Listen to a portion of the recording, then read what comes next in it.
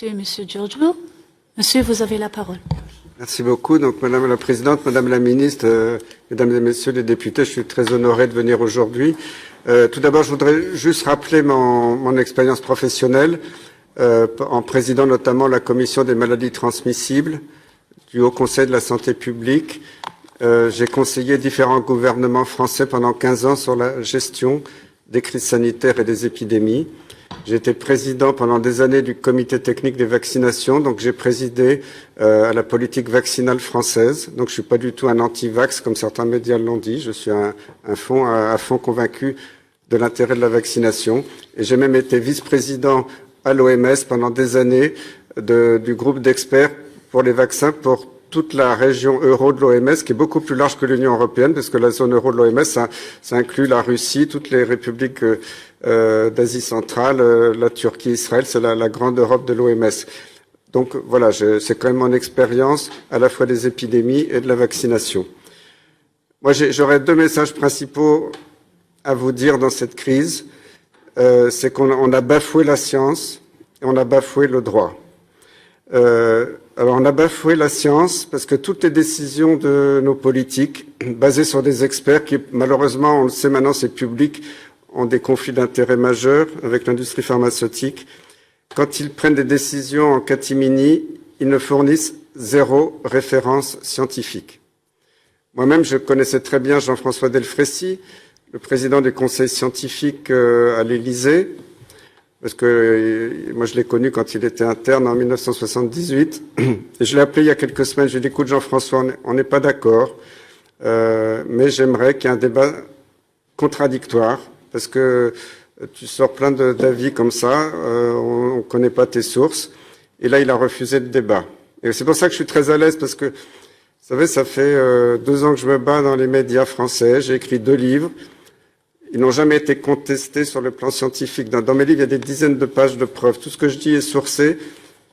Je n'ai jamais changé d'avis depuis 2 ans et personne ne m'a mis en défaut sur une seule de mes paroles. Même si les médias, tous les jours, disent que je suis complotiste parce que c'est le seul mot qu'ils ont, parce qu'ils ne trouvent pas d'argument. Alors, donc, le manque de preuves scientifiques. Ensuite, quand il y a eu des soi-disant preuves scientifiques, on a vu les fraudes s'accumuler. Des publications dans les plus grands journaux du monde qui étaient frauduleuses. Vous vous souvenez tous du Lancet Gate, quand on a voulu discréditer la chloroquine, des lobbies ont payé une équipe et un journal pour sortir une étude frauduleuse qui a tout bloqué dans le monde entier.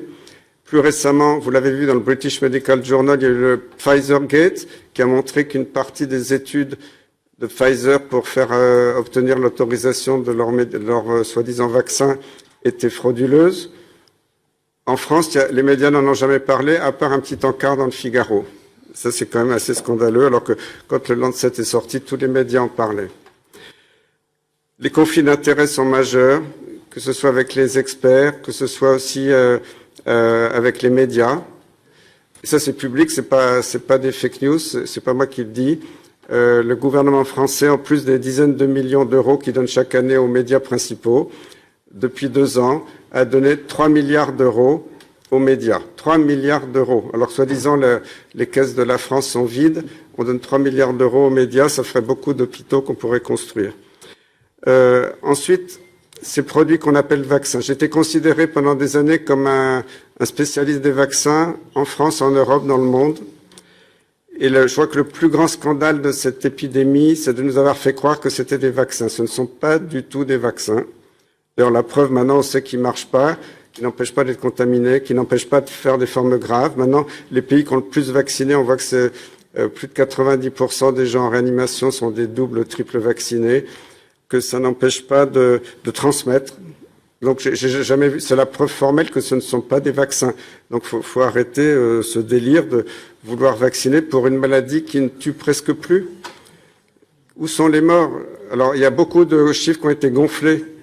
Pardon. Beaucoup de chiffres ont été gonflés parce qu'avec ces PCR qui amplifient au-delà de ce qui est autorisé scientifiquement d'habitude, on a gonflé les chiffres d'épidémie, on a gonflé les chiffres de morts, parce que les gens qui arrivaient à l'hôpital pour autre chose, s'ils avaient un test positif, on disait qu'ils étaient morts du Covid, alors Ils étaient morts de tout à fait autre chose. Ensuite, ce qui m'a énormément choqué, moi en tant que spécialiste des vaccins, c'est qu'un vaccin normal, il faut 10 ans pour qu'il soit autorisé. Et en plus, quand je vois le scandale des femmes enceintes, d'habitude, il faut 10 ans après l'autorisation définitive de commercialisation pour qu'il soit autorisé chez une femme enceinte en ayant suffisamment de recul. Là, en quelques mois, c'était autorisé. Ce qui me choque, c'est l'absence d'études scientifiques sur les décisions. Quand nos gouvernements disent qu'il faut 3 doses, bientôt 4 doses, 5 doses, 6 doses, 7 doses, on ne sait pas, il y a 0 données scientifiques pour appuyer ces décisions. Ce qui me choque beaucoup, c'est que l'EMA, l'Agence européenne des médicaments, a avoué, c'était l'été dernier, qu'il ne connaissait pas la composition totale de ces vaccins. Et pourtant, il l'autorise. Comment? Il faudra venir à la fin. Muss zum Schluss kommen. Voilà, encore maximal 1 minute. Oui. Voilà, donc ce qu'on sait maintenant officiellement d'après les bases de données, c'est que le vaccin fait 36 000 morts en Europe, 25 000 aux États-Unis, y compris des centaines de sportifs. Il y a une augmentation des oncologues aux États-Unis ont montré qu'il y avait une augmentation des morts par cancer après la vaccination. Et je crois que le plus bel exemple, c'est que les pays qui n'ont pas vacciné ou qui ont arrêté la vaccination sont les pays où l'épidémie est terminée.